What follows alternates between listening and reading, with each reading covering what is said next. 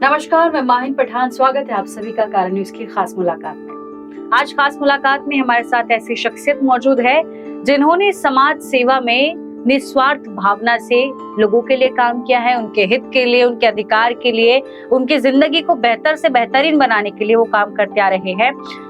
नागपुर शहर ही नहीं, ग्रामीण विभागों में भी उन्होंने काम किया है। जनता से बिल्कुल जमीन से जुड़कर वो काम कर रहे हैं।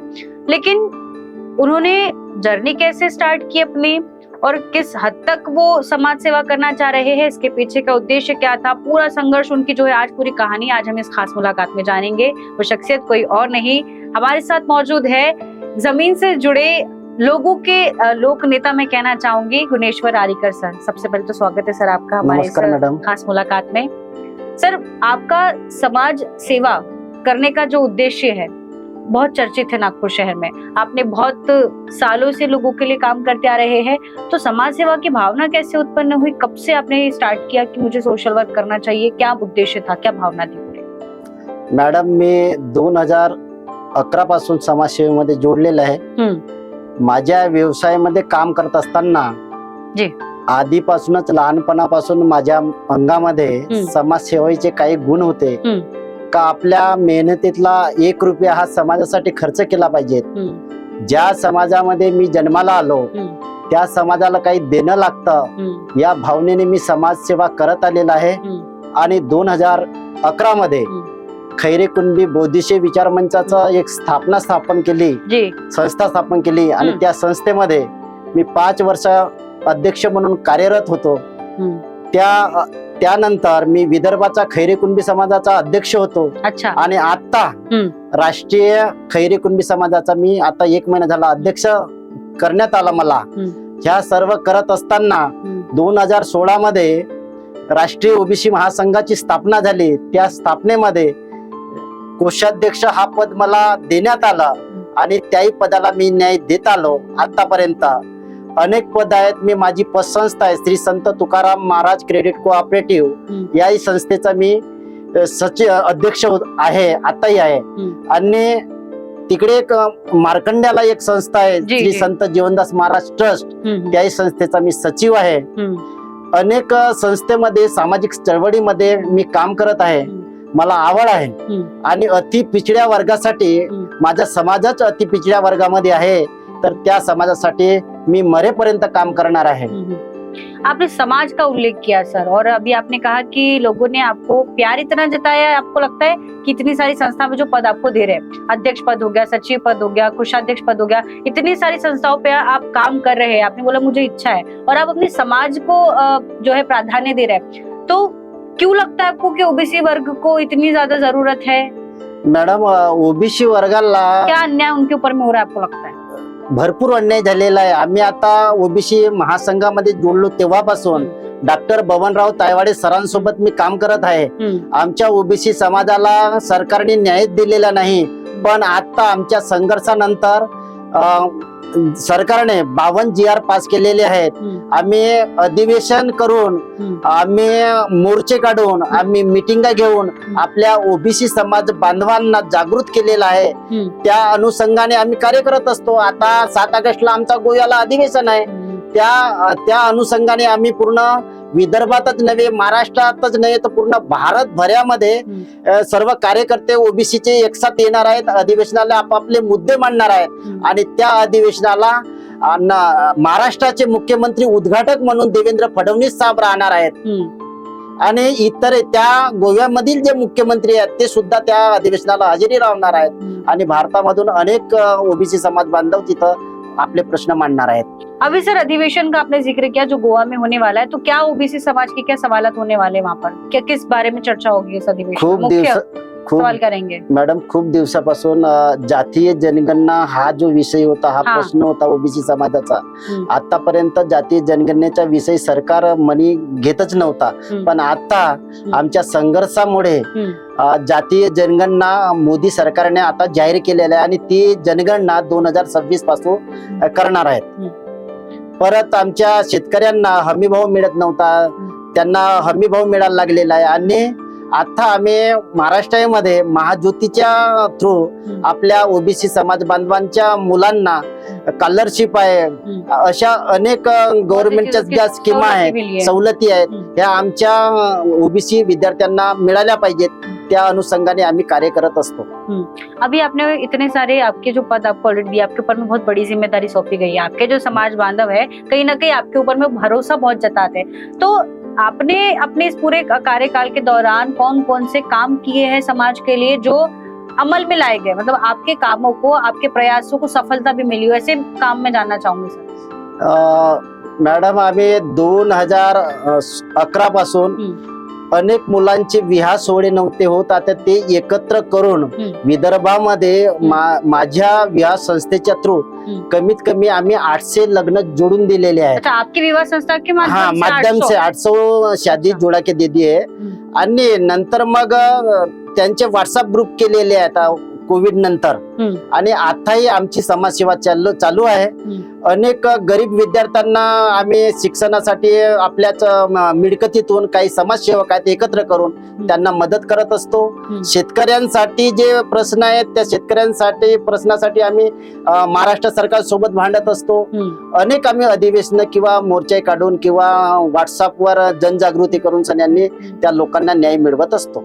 लेकिन सर, आपको ऐसा नहीं लगता कि आपके समाज के लिए, आपके समाज के लोगों को ही लड़ना पड़ रहा है? सरकार क्यों ओबीसी पे ध्यान नहीं देती है, क्यों खैरे कुनबी समाज के ऊपर में ध्यान नहीं देती है, क्यों आप लोगों को लड़ना पड़ रहा है अपने अधिकारों के लिए?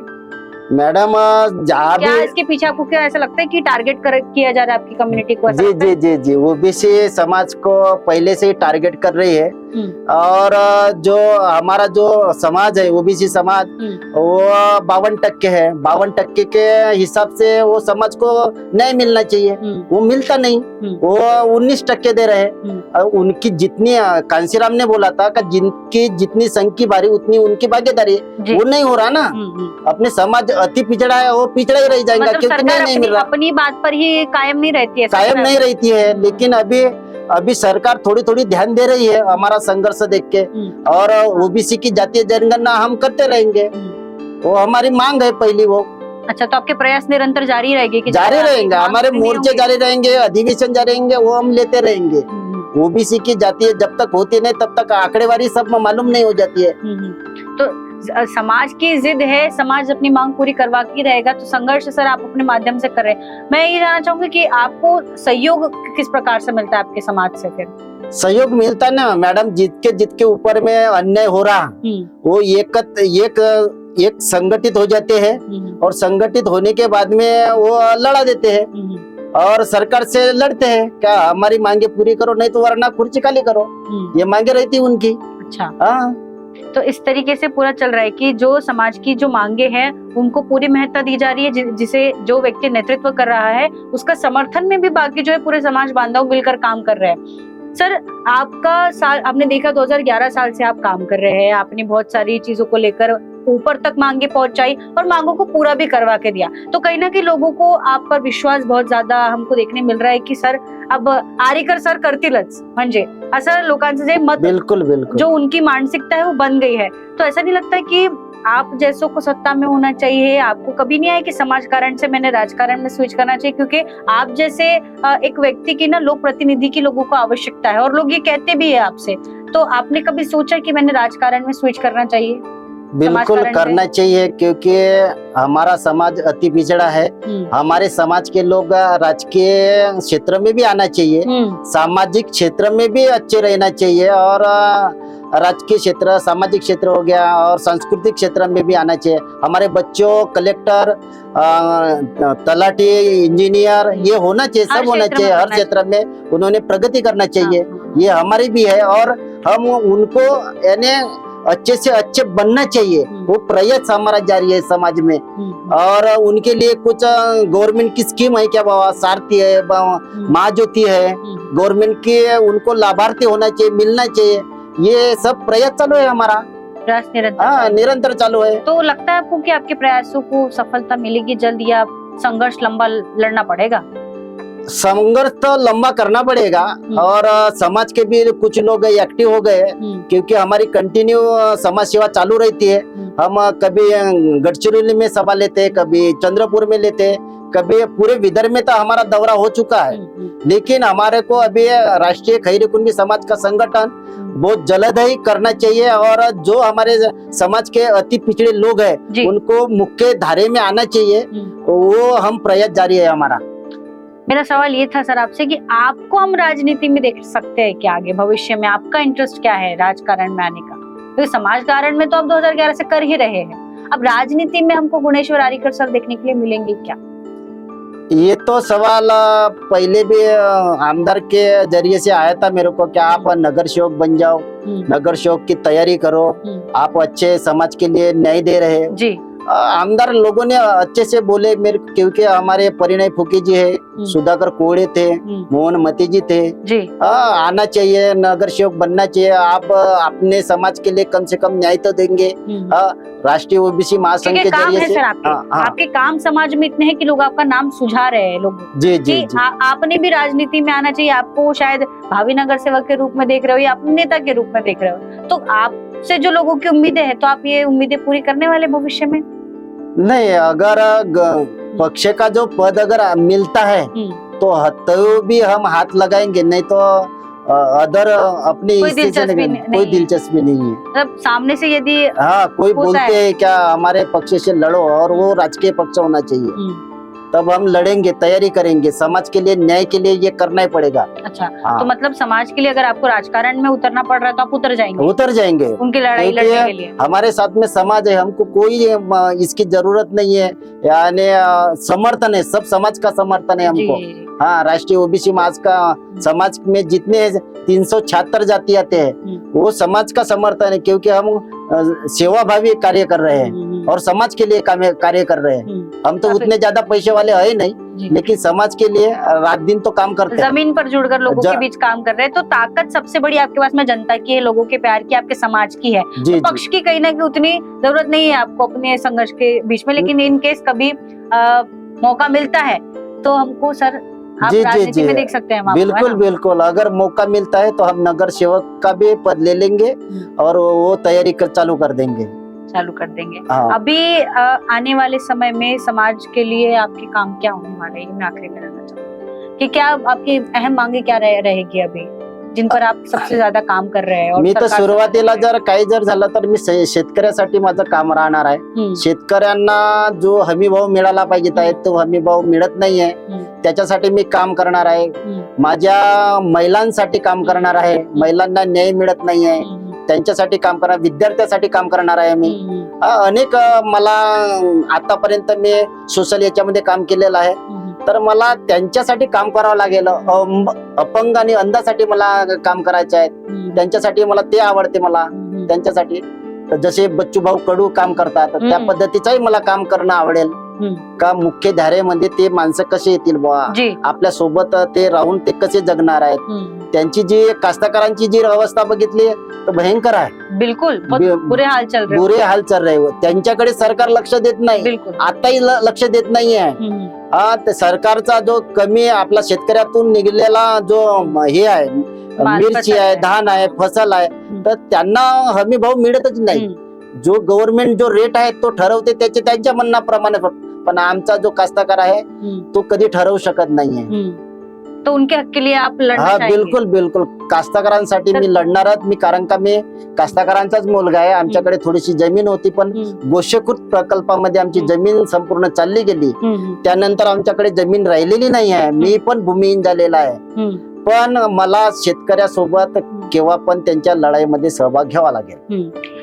इंसान लड़ाई में उस निष्ठा से तब उतरता है जब वो खुद उस तकलीफ से गुजरा हुआ हो। सर ने अभी बताया कि वो खुद एक काश्तकार के बेटे हैं, गोसीखुर्द प्रकल्प में उन्होंने अपनी जमीन खोई है, और ओबीसी वर्ग के ऊपर में जो अन्याय वो झेलते आ रहे बचपन से, तो शायद वो कहीं ना कहीं वो पीड़ा है जो आज उभर रही है एक अग्रेशन के साथ में, तो वो आक्रामक होकर जो है ना अपने समाज के लिए लड़ रहे हैं। तो हम बहुत आपको बधाई देना चाहेंगे सर कि आप अपने समाज के लिए बहुत अच्छा काम कर रहे हैं सबसे पहले तो, और जो लोग विश्वास आप पे जता रहे हैं तो हम चाहेंगे कि उनके विश्वास पर भी आप खरे उतरे, और आगामी जो भी आपकी मांगे हैं तो उसका प्रभाव बिल्कुल जो है सरकार पे पड़े और आप लोगों के हक में फैसला सरकार सुनाए। बहुत अच्छा लगा सर आपके साथ बात करके। बहुत सारे ओबीसी समाज के जो बंधु है वो जो देख रहे होंगे ये खास मुलाकात, तो उनको भी जरूर संतुष्टि होगी कि हमारा नेता हमको मिला है अच्छा, जो हमारे लिए लड़ रहा है, जो हमारे अधिकार के लिए लड़ रहा है, जो हमारी जिंदगी को सुधारने के लिए लड़ रहा है। तो देखते हैं कि कैसे इस पिछड़े समाज के ऊपर में जो अन्याय किया जा रहा है, अब चाहे वो नीति के थ्रू किया जा रहा है या कैसी भी जरिए से किया जा रहा है, तो उसका कहीं ना कहीं जो है सुलह होता है भी है या नहीं। इतने संघर्ष के बाद में, इतने अधिवेशन और मोर्चों के बाद में सरकार जागती है कि नहीं। तो देखते हैं, लड़ाई ओबीसी समाज की जारी रहेगी और ऐसे निष्ठावान, अपने आप को भूलकर जनता के लिए काम करने वाले लोग यदि क्षेत्र में काम करेंगे, सामाजिक क्षेत्र में काम करेंगे, तो हो सकता है कि समाज में बदलाव आए। मी आपल्या समाजासाठी आखरीपर्यंत काम करत राहीन। जय हिंद, जय भारत, जय महाराष्ट्र, जय ओबीसी। तो ऐसे ही पिछड़े वर्ग को लेकर अपनी पूरी जिंदगी कुर्बान करने वाले लोगों के हित के लिए काम करने वाले लोगों से हम आपको मिलाते रहेंगे कारण न्यूज़ की खास मुलाकात पर। तब तक जुड़े रहिए। धन्यवाद।